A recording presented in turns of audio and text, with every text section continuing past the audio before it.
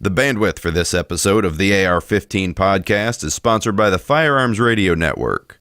FirearmsRadio.tv.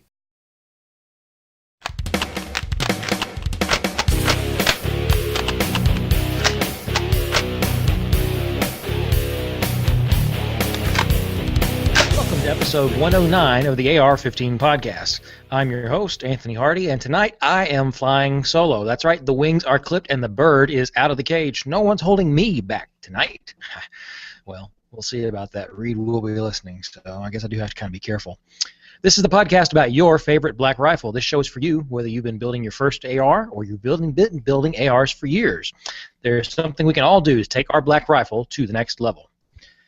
All right, guys. We have to remind you, as always, that Brownells helps make this show possible. So don't forget that Brownells, with their 100% lifetime satisfaction guarantee, is there for you anytime you have a problem. Like when you can't remove the taper pins from your new barrel to slip off the front sight base, and now you have to find a new barrel. Poor Reed. So always remember, shop AR-15 parts at Brownells. Go to ar15podcast.com/parts to get a little discount and to let them know that you came through us. So, guys, our main topic this evening, we're going to be discussing Appleseed with Mr. Tim Frey. He's here with us, and Tim is part of the Apple Corps of Appleseed. So, how are you doing tonight, Tim? I'm doing great, thank you. Yeah. So, Appleseed is something I know a lot of people have already heard from me about, so we'll get into that a whole lot. But I want to start with just a little bit about you this evening. So, let's start off with, so where are you from? I was born in Denver, Colorado. Lived, West Coast Seattle, South Florida, Northern Virginia, and I reside now in Pensacola, Florida. You've been around a few different places. That's cool. Very cool. Right. And I will say that I am jealous of being from Denver. That's one of my favorite parts of the country. Right. So, yeah, definitely. So, how did you get started in shooting? How long have you been shooting? Is it one of those lifelong things, or something you've come to recently, or how's that work for you? No, not really. I didn't get associated with firearms until late in life. In my 40s, it was 2003, 2004, something like that. I bought my first pistol, and one day I'm at the range, practicing my pistol craft, and I hear about Appleseed, and that was when I bought my first rifle the week before I attended my first Appleseed. Oh, sweet! You got started right, didn't you? I did. Didn't get no bad habits. That's what I was about to say. No bad habits to break. That's always the best way to do it, isn't it?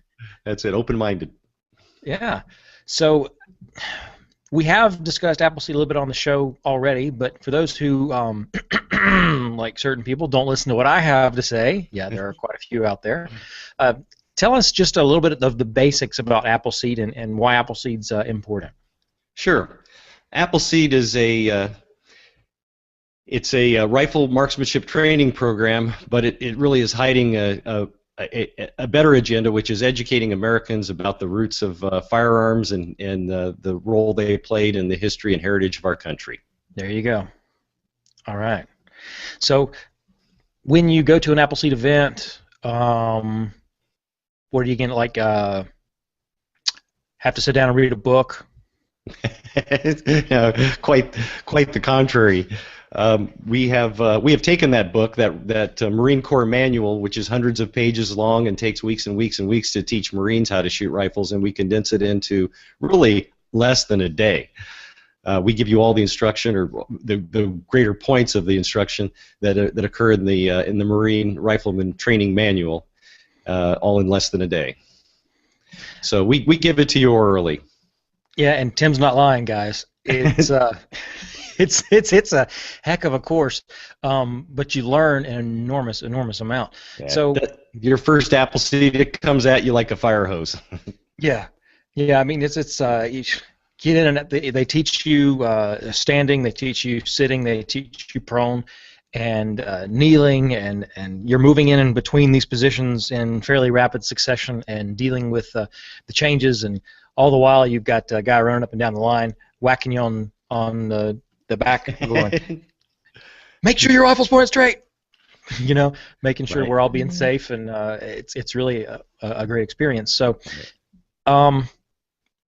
we talked about that. You mentioned very briefly that Appleseed has a bit broader reason for being, rather than just teaching marksmanship, which it is really, really great at, because now I can actually hit the broadside of a barn, whereas before I couldn't. So tell us a little bit about what that is, and there's this thing you keep hearing about called the 3 strikes, and I know we don't want to get into detail because we don't want to give spoilers, because Appleseed is kind of a fun thing to attend, but tell us a little bit about why those other things are important and Right. what it's about. Well, most people that get the history of the American Revolution or the beginning of the American Revolutionary War in school, they get things like, oh, it was about taxes, and Paul Revere ran up the road yelling, "The British are coming! The British are coming!" And there's a lot of glossing over and misinformation and all that. I mean, everybody in the colonies was a British subject, so it would be silly for Paul Revere to be hollering, "The British are coming! The British are coming!" Isn't that true? Yeah, right. So there were the regular troops, and there was the militias, and the militias were composed of the colonists.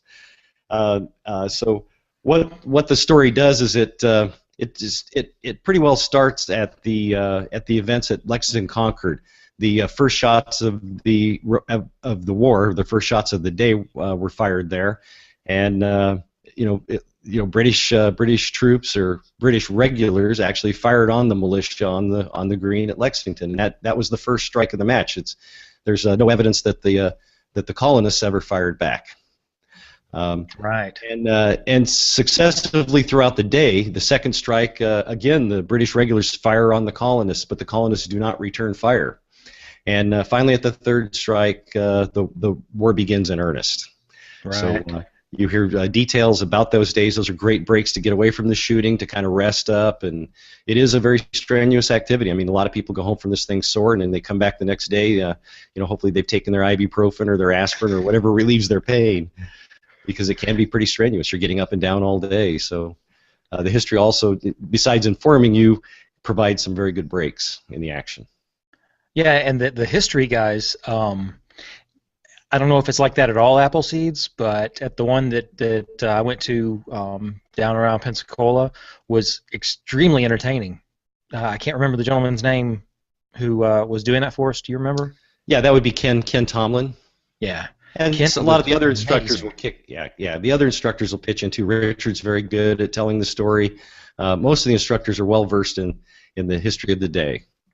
Yeah, and there's we won't give any spoilers away, guys, but there's some really interesting tidbits in there that I didn't know. And to be honest, I was a history major in college. Now I was Western Civ, not U.S. to be honest, but it was really, really interesting. And like you said, it provided a really great break. And there is one thing I will say: when I come back in February, I will have a shooting mat. Yes. Yes. I learned that early on too. I got a very nice, luxurious, comfortable mat and a couple I can share. So. Yeah, you spend a lot of time on the ground, so that's an important thing. So there's something else that I noticed, and I read just a little bit about it on the website, which we'll get to in a few minutes. But there's different colored hats, and they asked some guys that were there, "You guys want to go for your green hat?" It's like, what in the world are they talking about? So what is this deal with the hats? Right. Well, the instructors wear hats of different colors to indicate what sort of level they're at. To become an instructor in Appleseed is a lot of work. I mean, you have to become a full instructor. Those are the guys wearing the red hats. So we'll start with red hats. So those are guys that are full instructors. Those guys have attended a number of Appleseeds. They've shot riflemen. They've attended a special boot camp for instructors where they're given intense training, a week-long course. I mean, this is a very serious thing to us. Wow. So those are the red hats. To get to be a red hat, you spend a little time in the orange hat. You instruct or provide safety type things and learn to teach the points of instruction at the Appleseeds. And so you start with an orange hat, you move up to a red hat, and you can become also a senior instructor, and those are guys in the green hats. There's a fourth hat, and that's the hat I wear. I like to shoot, and one of the things I noticed about instructors at the Appleseed events I've gone to is they don't do a lot of shooting. So now and then you'll see an instructor get down and shoot. But but they don't get to do a lot of shooting, and I love to shoot. I shoot every Appleseed. I've shot over 20 Appleseeds, so I'm what they call a blue hat. And the purpose of the blue hat, that's called Apple Core, and just like with Apple Core, it's kind of a throwaway, but it does have the seeds, and the seeds are what grows the program, in my opinion. So we're sort of the public relations guys. We're the local coordinators. We help with setting up the range, getting the target line set up, painting the lines on the ground so everybody knows where their boundaries are and what's safe. And then I also attend events like some of the political meetings or community meetings where people get together, and I talk about Appleseed at those events and Very encourage cool. people to come. So that's the different colors of hats. Yeah, cool. The hats are important then. They are. Yeah, very cool. I like that. I like that a lot. One of the other things that I noticed is there are a lot of different types of Appleseed events, and the one that I attended was a basic, like regular Appleseed 2-day event, right? Right. So Appleseed, tell us a little bit about how that event works, and then kind of contrast it to some of the other events for us. Right. Your most common event is probably the Appleseed Marksmanship Clinic, and it is a 1 or 2 day event. Sometimes they do only run 1 day. Most are 2 day. You don't have to go both days. You can go 1 day or both or either day. The majority of the instruction occurs on the first day, the Saturday typically, and then the Sunday is kind of a repeat of instruction, an opportunity to re-zero your rifle or zero a new rifle in case you brought a different rifle. A lot of folks will shoot a 22 the first day, and if they feel like they've picked up the skills pretty well, they'll bring a center fire the next day. Right. So that's the basic 1 or 2 day Appleseed event. There are also we do something called a library seed, and the library seeds are where we go more in depth about the history, and we talk a little bit about the shooting program, but it's kind of meant to be more of a community friendly, one evening type of event where we just talk about the history and we talk about the fundamentals of Appleseed. There are lady seeds, which are all ladies. Oftentimes we'll even get lady instructors to instruct, and it's all a ladies-friendly event, so maybe they don't feel as intimidated by having the guys around. Okay, so there are winter seeds, and winter seeds are where they shoot in snow country. They'll shoot in a foot of snow. They'll shoot an Appleseed, which might not be my choice, being a Florida person now. There are rifleman boot camps where you get a lot more practice with known distances, long distances, 600, 700-yard shots. Dang. Long shots, and certainly over 500. And a lot more information is given there about how to handle windage and those types of things. There's instructor boot camps. Every instructor in training needs to attend an instructor boot camp to become a full instructor, and those are also very intense, and those go through a lot of the, you practice the history and you practice the finer points of teaching the various positions and sling usage and that sort of thing. We're very big on slings.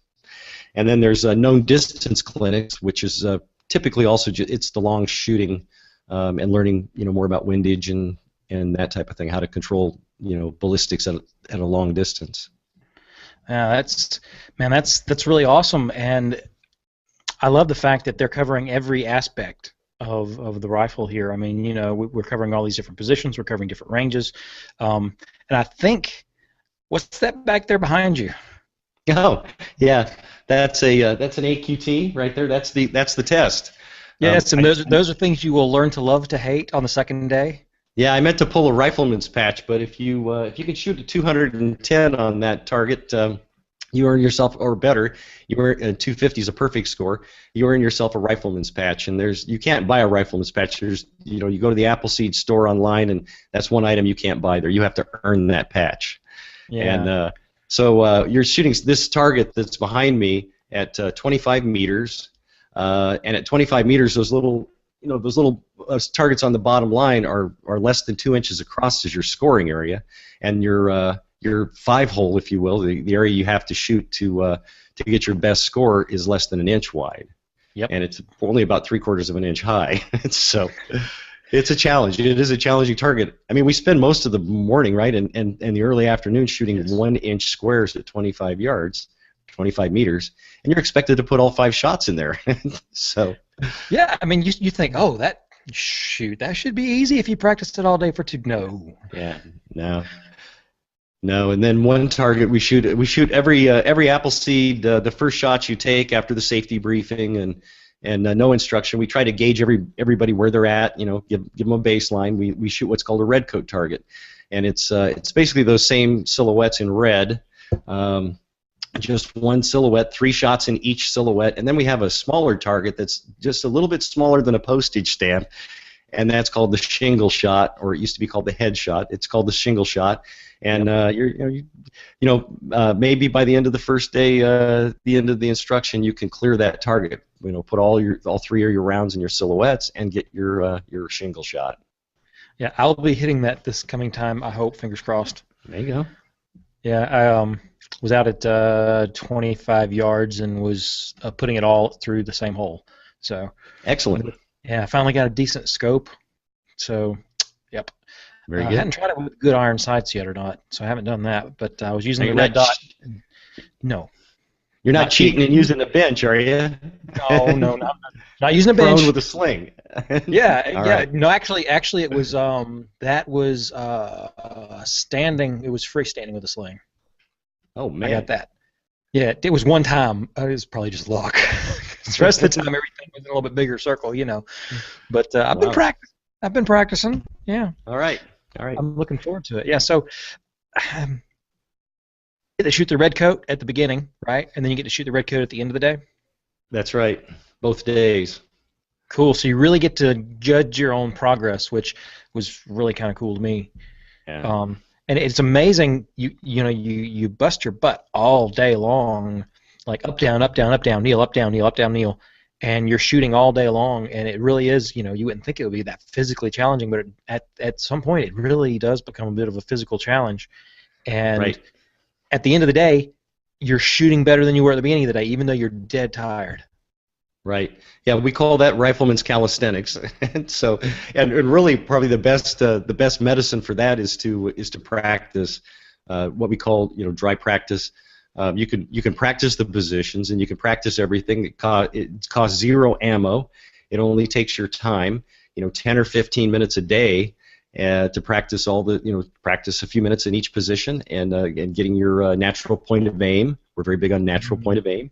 Yes. And we're big on sling usage and holding the positions correctly and just practice in your own living room. A lot of folks will use the outlet, the screw on the outlet just an outlet. It doesn't have to be 25 meters away. You can tell when you're holding steady. Yeah. And get the feel of the positions. And I'm at the point now where I sleep in prone position. So. Well, that was one of the things I thought was really, really interesting was trying to find that natural point of aim because, as you remember, I started off with I was trying to get this really cheap, super cheap that came with my rifle nylon sling to work, and it didn't. It just I thought it was working right, and it really wasn't. I was shooting large groups and was having a lot of problems with it, and it wasn't until the second day I think. I came to you and said, is there something you can do to help me? And Tim very kindly, we'll talk about what to bring in just a second, but Tim very kindly lent me because the adapter I had on the front of my rifle, sling adapter, was actually on the side, and so the sling attachment was on the side, and so it was pulling the rifle and canning the rifle, which was destroying natural point of aim, was destroying my breathing and all kinds of stuff. So right. Tim had an adapter there and was able to lend that to me, and unfortunately, it's still on my rifle today. But I will be returning that to Tim. I did get one of my own. So a proper that is the nature of loaned gear at Appleseed. It all ends up it all ends up coming back. It seems like, but yeah, we do loan a lot of gear. That's the one thing you always get what do I need to bring to an Appleseed, and the most important thing to bring to an Appleseed is an open mind and a willingness to follow the instruction. At least try it. And because it works, man. A lot of people resist the sling. They resist looping the sling across the arm for the prone shot in the sitting position. But I mean, that's what works. It's the only way you'll achieve natural point of aim is to put that support arm in full relaxation mode. No muscle input there, and then the only muscles that are moving is you're slightly pulling the rifle into the pocket of your shoulder, and you're gonna move that finger ever so slowly to pull that trigger, to squeeze that trigger. Yeah, and y'all have so many great pointers, and just so that everybody knows, there's not, Tim said he's Apple course, he's blue hat, so he's there shooting, but he's also helping instruct, even though he's there to shoot.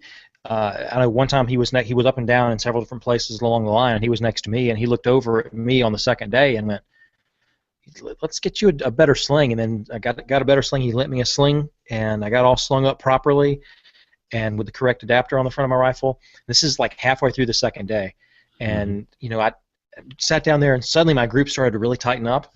And then, does this happen at every event? What you did for us? Tim did this most awesome thing. Right there towards the end of the day, he pulls out this pouch. I was like, "What is that?" And it's like this little bag of little green figurines. Were they all the same thing?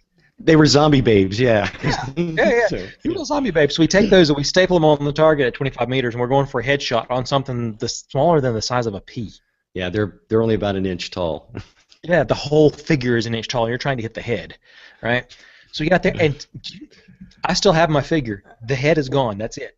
Well, it has two heads. There's her head, and she's carrying. And she's holding. Yeah, she's carrying a head.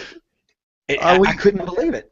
We like to throw something fun like that in there. We'll throw a fun exercise. We had a shoot just before Halloween at the Isaac Davis Range in Tallahassee, and I brought that time I brought little cake decorations. I was at Walmart and I found little ghosts and scarecrows and that sort of thing, and I put double sticky tape on the back of them. We stuck them up on the targets there. I guess that was at Hurlburt. Sorry. Yeah. I get my venues confused now that we're multiple venue. Yeah, it was just really cool, and I was by far not the only person to do it. I was really shocked. I mean, so many people up and down the line got headshots on those little things. Yeah. There's some really amazing shooters there, and like I was saying before, Tim is there. He's not even an instructor, and he's helping out. But there were 3 instructors there with us that day. Yeah, Richard, Lori, and Ken. Yeah, and every one of them was extremely helpful, and they would come around and spend time individually with you. It wasn't just give you instruction and demonstration, and then you had to figure it out on your own. So they really went out of their way. And that's really that's part of the benefit of coming the second day, is the instructors typically have a little bit more time. We're not, it's not like we're not paying attention to safety, but we're a little bit more comfortable with who we really have to keep an eye on. Right. And so that helps. And it's not, everybody's a little bit more prepared the second day and a little more eased into it, and they've learned to run their gun. I mean, that's one of the most important things I think you learn is how to run your gun. I thought I knew how to. I really did. I mean, I'd been shooting for a couple of years, and yet I learned that I was fairly comfortable with the controls, but when it came to actually sitting down and doing it regularly, time after time, I just I'd never done it before. Right, and you got the time monkey on your back.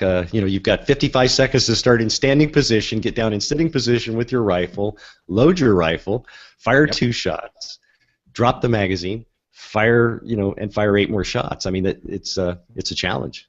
Yeah, it covers all the different range of different things you're going to need to do with your rifle. It's wonderful. And there was one other thing I wanted to talk about for sure before we get into the what to bring. And this was just, I noticed this, and listeners, if you think back to when I went to shoot the Scar a while back, I went down to a range, I can't remember exactly where it is, somewhere down in Florida, and I ran into a gentleman there who actually was the first person that told me about Appleseed. It piqued my interest in it, and he introduced himself, and then he said, "Oh, my handle on the forums is this." And I noticed I thought maybe that was just unique to him, but when I got to the Appleseed event, people were like, "Oh, I'm so-and-so, on the forums I'm this." And they're Appleseed regulars, and everybody seems to introduce themselves like that. What's the deal with the forums? They seem really popular. On the forums, I am alchemist, so lead to gold. I'm in the precious metals business, so I took something that was kind of a little bit out of both worlds, so I thought lead to gold was a good idea. Cool. But yes, but the forums are very popular. There's so much going on the forums. There's, essentially, I think the thing that strikes me the most about it is the camaraderie. This is not your Facebook war, your Twitter war type of environment. This is very friendly. It's mostly about shooting, and we get into other subjects too. There's maybe a little bit of politics, not a lot of politics. This is one thing we don't discuss at Appleseed. We don't discuss modern politics. We don't discuss politics after 1776. Yep. So very true. yeah. So the forums. One reason why, if you go to an Appleseed, you might want to immediately sign up for the forums is because we do what's called a after-action report. So every Appleseed, there's an after-action report. There's oftentimes a lot of pictures posted and things like that, and comments, glowing reports about how wonderful the instructors are, Cool. And how great the shooters were. And so you get a good recap of what happened at the event. But there's a lot of other sections on there. There's specific segments for different states. Have their own little segment on the forum, so you can see kind of what's going on in your state. If you're interested in who the people are or where the events are in other parts of the state, that's a great way to find out about that information. And there's an awful lot of great tips about shooting on there. Yeah, I noticed when I showed up and people were introducing themselves like that too. They didn't have to introduce themselves very much to each other. It seemed like a lot of people already knew each other, and they weren't from close by either. So they get a lot of people that travel to Appleseed events. Right. It looks like. Right. I've gone to Appleseed events in Tallahassee. The instructors that we had, the instructor corps that we had, were out of Tallahassee. They have their own range over there. Lori and Ken, the two of the instructors, bought a piece of property and built their own range out there. We called it the Isaac Davis Memorial Range. And if you go to an Appleseed, you'll find out who Isaac Davis is and why he's important. Oh yes, very much so. I was really surprised. So we'll move on then to what to bring, and I'm going to tell a little story here before I'm going to let you talk. And so I showed up. I looked at the Appleseed list of what to bring, and I thought, okay, I think I'm going to be okay here. So I had most everything that was on the list, and I had a chair, I had snacks, and I had lunch easy to get to, and all that stuff is really handy to have. It really, really was. All you really have to have, like you said, you come with a good attitude, and you'll be great there, because there were people that came without rifles, and that I wouldn't recommend that. But if you have no other way to go and you really want to go, show up and see what you might find at least. But I saw they recommended a shooting mat, and I don't own a shooting mat, and I thought, why would I need a shooting mat? That's not really all that important. So I thought, well, it might be a little bit damp on the ground or something like that. So I'll take like this beach towel and I'll throw it on the ground.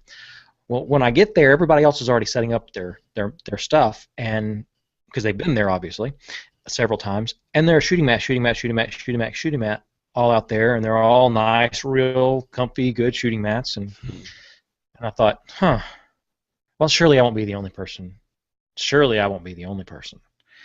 And sure enough, I took my towel and tossed it out there, and what it is, bright blue with dolphins on it.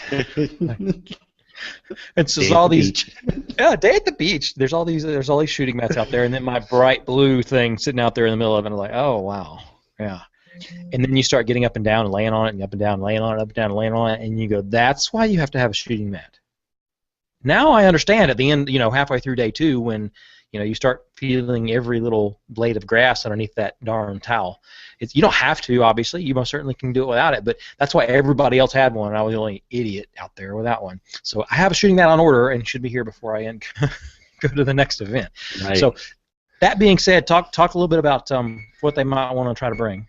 Well, besides a shooting mat, and yeah, you're right. It is important. You're on the ground a lot of time. A lot is done in the prone position or the sitting position. In addition, it's sensible things. I mean, we're there all day. You're going to need lunch. You're going to need water. It's very important to hydrate. Your vision is the first thing to go as you dehydrate. So you kind of need your vision if you're going to shoot. Yep. You can bring a rifle. A semi-automatic magazine-fed rifle is best. But if what you have is an old tube-fed, bring it. We've got procedures that allow you to shoot a tube-fed, or you may. If you bring a rifle that's totally inappropriate, chances are one of the instructors or somebody. I bring at least 3 or 4 rifles to every event, because people bring things that don't work. We've had people bring their brand new rifle. I had just bought my rifle within the week before I attended my first Appleseed. I had never shot the thing. So I had 2 magazines and a rifle, and some ammo. So that's important to bring. A hat is also good in Florida with the sun. It also can keep you from being bonked in the head with hot brass. Yes, right. and you are in close quarters sometimes. So. Yes, yeah, you are. You're shoulder to shoulder. If we get 30, 40, 50 people on the line, it gets a little tight. Wow. Yep. So that's important. You need ear protection. You need eye protection. 2 magazines at a minimum. 2 10-round magazines are best. The sling, the whole sling thing. Yes. The sling we teach is the old GI cotton web sling. World War II vintage technology. Which is cheap but extremely comfortable. Right, around $20, and you need some way to attach it firmly to the front of your rifle and to the back of your rifle. But we do teach that the sling is there for more than just carrying the rifle. But it is essential to developing the natural point of aim required to shoot the 210 and score for a rifleman patch. So yep. Those are the main things. Yeah, I wish Reed had been able to be here. They're actually out at SHOT Show this week in Las Vegas, so that's why it's just me that you're stuck with this evening. But Reed is a old school Marine, and he's iron sights and sling it up so that you can barely feel your arm, and he had preached that forever. I've been on the show for a year now, and he preached that, and I thought, well, what is this sling stuff? Just get a bipod or something. And how are you going to do a bipod and then transition between all the different stages if you needed to? That bipod's going to be swinging on the front end, and a sling is really the most. Well, I don't say the most, but it is extremely adaptable and works really, really well. Right. It's a great beginning tool, if nothing else. So if you can learn to shoot that way, anything else becomes a piece of cake. That's right. Yeah. So Appleseed events aren't free. Nope. Right? No, they're not. It's $40 a day for adults. Kids are I can't always remember the. I've got a flyer around here. I don't remember exactly all the. Well, we don't have to give the exact amounts. Yeah. Hopefully, people. I think it's $40 a day for adults. It's $40 for adults and $20 a day for kids. Yeah. So we did have kids at ours, and I know people heard me talk about it. That yes, I was outshot by an 11-year-old girl, and she beat the mess out of me. She was amazing. She was amazing. Yep. But I see it all the time. Yeah. Oh yeah, for sure. You start talking about $40. Gosh, $40 for what 6-7 hours of instruction is really a steal. Right. I've taken some much more expensive courses. I've taken the combat focus shooting a couple of times, and that's a pricey course, right? Yeah. By comparison, absolutely. And it's really, it's not just for beginners. We had people at the Appleseed that I attended that had never touched a rifle before, that showed up, had never shot a rifle before, and they saw vast improvements by the end of the second day. It was amazing. And then you had people that obviously had been shooting for years and years and years, and they sat down and on their very first AQT, which, what does AQT stand for again? Army Qualification Test. Yeah, very good.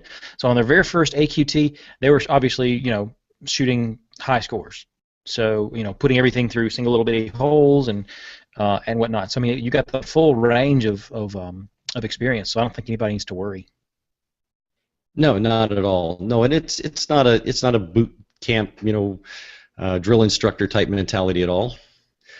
So don't be intimidated by that. We're going to take you just as fast as you are comfortable going, and it's mainly fun. You'll meet people that probably think a little bit like you, and people have made great friends. I've made great friends at Appleseeds. Definitely, yeah. I've already seen that to be something I'm going to really enjoy, and I can't wait to get back in February and meet some of those people that were there again. Definitely. So we've talked all about this stuff, and I'm sure anybody can Google it, but tell us what the website is for Appleseed. It's appleseedinfo.org, And if you're interested in signing up, there's a register link in the top menu bar. Drop that down, do the online registration. You'll see the map of the United States. You can find your state and find an Appleseed near you. Very, very good. So, Tim, is there anything that we haven't covered that you think we need to run over? Well, our next Appleseed in this area is February 7th and 8th, so it's coming up real quick. Yeah, and that's the Pensacola, Florida area, guys. That's right. Looking forward to that. Yes, I'm going to be there for sure. So any listeners that want to attend, just toss me an email. You can find all my contact information or Facebook information over on the AR15podcast.com website. And you don't have to attend an Appleseed to sign up on the forum, where I'm Alchemist. Oh, cool. But just go in and sign up on the forum and start to get acquainted with some of the great people and great things that are available there. Yeah, awesome. So if that's all, I appreciate you coming in, man. This has been wonderful. I know that I'm really looking forward to going to our next Appleseed and continuing on with them in the future and watching my skills increase and hopefully maybe even being able to help some others. I look forward to seeing you there. All right. Now we're going to move over into our feedback, so you can either stick around if you want to and listen to some of this feedback, or if you're done, you can head on out. Either way, Tim. I think I'll go home and see my family. Yes, sir. Thank you for coming in. We appreciate it very, very much. Well, thanks very much for having me. All right, man. I'll see you in a couple of weeks. All righty, great. All right. Have a good evening. All right. Thanks. Bye-bye. Bye-bye.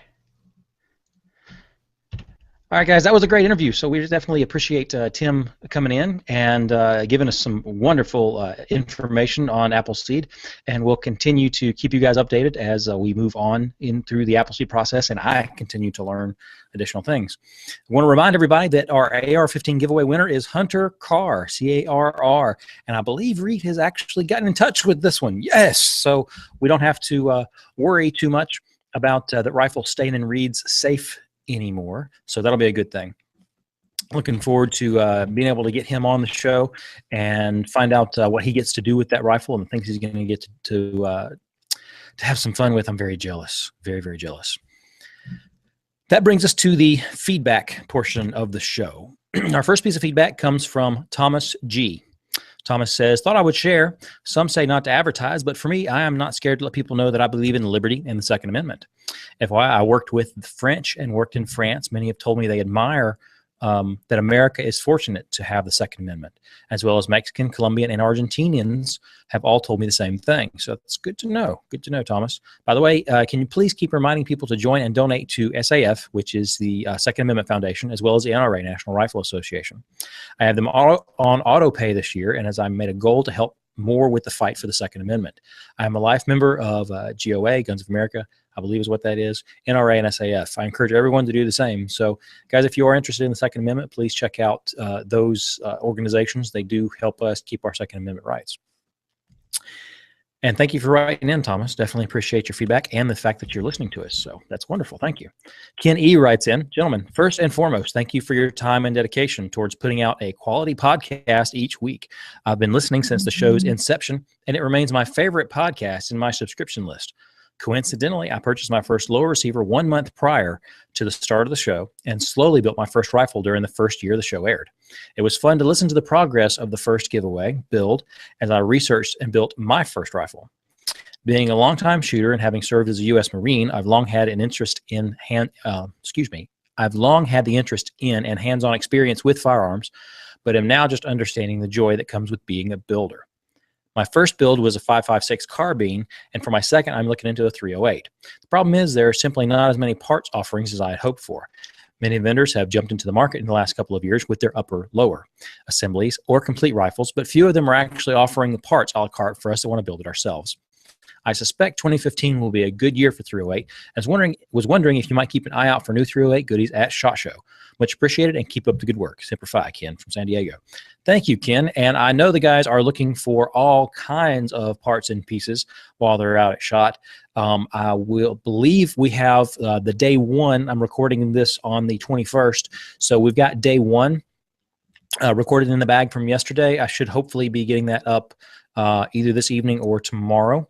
And then day 2 is probably going to be recorded tonight, and I'll try to get that up tomorrow as well, so we can get that information out to you guys. And Ken did also leave us a picture of his first build, which is quite a sweet-looking rifle. It looks like maybe Magpul furniture on there.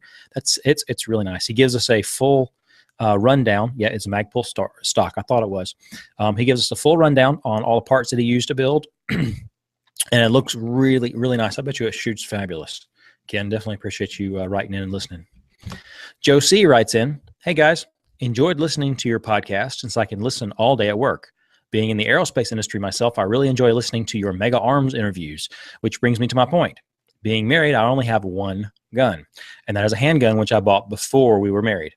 As I was listening to your podcast one day, my wife asked me what I was doing. Well, long story short, she agreed to let me build my own rifle. All right, good job, Joe. I'm currently saving my money for a Mega Arms mate Motton in 308 and plan on using one of their barrels too. The two things I have already bought are the Geisley reaction rod and an AXTS ambi charging handle. My other parts are going to be lots of things you have talked about, like battle arms development, combat ambi safety, Geisley SSA 2-stage trigger, and Magpul furniture. The one I haven't heard you talk about is the Leitner Weiss 308 bolt carrier group with the carbonite finish, which is like black nitride but harder off the Rockwell scale. Well, that's going to be hard stuff. We would be interested in hearing an interview with the owner, Paul Leitner, sometime. Thanks for the inspiration. I will send pics as it comes along. Definitely, I want you to send us some pics, Joe. Be really interested in seeing that, especially a really nice 308 like that. That'll be awesome. And I will work with Reed, and we'll see if we can't get Paul Leitner on. I would always looking to have more people from the industry come on the show. I'd like to get more information and pass it along to you guys, our listeners. Our last piece of feedback this week comes from Facebook from JDS, and he gives us another announcement, something that's more than likely going to be covered from our SHOT Show guys. Hopefully, I think they got some experience with it on the range. I think JW may have. He says, pretty cool, but 129 MSRP, ouch. And JD is talking about the Magpul PMag D60. It's the drum mag that Magpul has come out with. So 129 MSRP is a little bit on the high side, from what I understand, but Magpul, with their reliability and whatnot, having a 60-round drum of 5.56 would not be something I would sneeze at. I would probably be willing to pay that. Yeah, to be completely honest.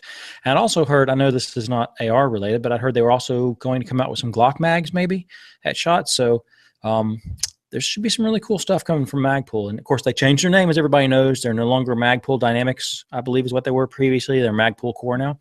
So there's some good stuff coming there. And guys, that will cover our show. I hope you enjoyed it. I am flying solo. Hopefully, I was kept in rein enough. I know Reed's going to listen to this. So y'all send in some feedback and tell him you didn't mind me going solo for the show today. I would appreciate that.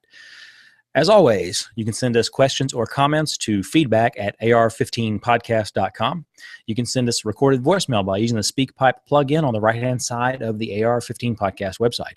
Subscribe and listen to the AR-15 podcast for free in iTunes or on Stitcher, and leave us a review so the show can place higher in searches for potential listeners. It helps us bring better interviews and more content. Share your pics with us on Flickr at flickr.com/groups/Black Rifle, or, and this is what a lot of people have started to do, follow us on Instagram, instagram.com/AR15 podcast. And if you post pictures of your rifle, tag them with either our name at AR15 podcast or the hashtag AR15 podcast. So we'll be able to find those and share them over here on the feedback section. You can watch us live on Google Plus, typically recording on Monday nights. This is SHOT Show week, so it's a little different. At plus.google.com/+AR15 podcast, or if that's too complicated, just go to Google Plus and type in AR15 podcast and you'll find us. Check out our YouTube page, which a lot of people are doing, and we have some nice pieces up there. JW's got a review. I've got some new things that'll be going up sometime before too much longer. There were some good things that'll be going on our YouTube page at youtube.com/C/AR15 podcast. Make sure to subscribe so that you will get notifications whenever we're posting new stuff, because we'll be getting a lot of new stuff. JW's cameras are whirring and clicking and buzzing out there in Las Vegas right now. Follow us on Facebook, which quite a lot of you have done already. Facebook.com/AR15 podcast. We post all kinds of wonderful news and events about the AR. Check out all the other great podcasts on the Firearms Radio Network, of course, which you can reach at facebook.com/firearmsradio or at firearmsradio.tv. Don't forget to use our Brownells affiliate link. Brownells is a fabulous sponsor of the show and for all of your AR-15 parts. And the easiest way to get there is go to ar15podcast.com/parts. And when you go to Amazon, as everyone says, whether you're going to buy a new set of sheets or you're going to buy a part for your AR or you're just going to go browse and buy an ebook, use our Amazon affiliate link either by clicking the banners on firearmsradio.tv or ar15podcast.com, or if you're lazy like me, just go to the URL firearmsradio.tv/Amazon. And we get a little teeny tiny slice of every purchase that you make, and it helps fund our shows and keep us going. That's all, guys. This show is in the can now. I hope everyone enjoyed, and y'all have a good evening.